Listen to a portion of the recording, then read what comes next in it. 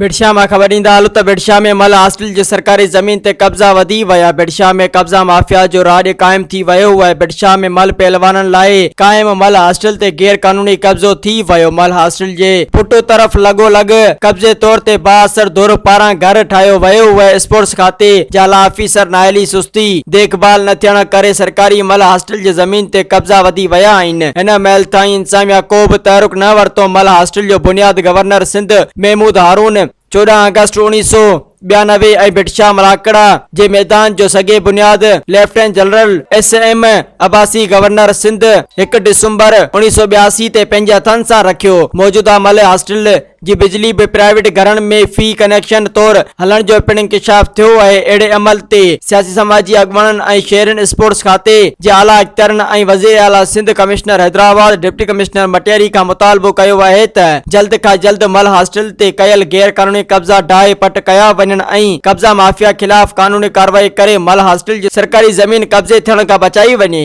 Soomro 3D wallpaper and PVC panel shop दे रहा है सबसे अच्छी सर्विस, बेहतरीन क्वालिटी के आला मयार वॉलपेपर और सीलिंग खूबसूरत डिजाइन और कलर्स में दस्तयाब है। हर किस्म के PVC वॉलपेपर्स और सीलिंग लगवाने के लिए हमसे राब्ता करें।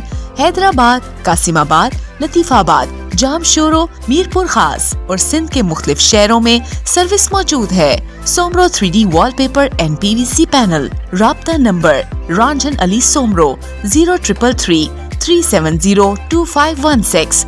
WhatsApp 0333 370 7886।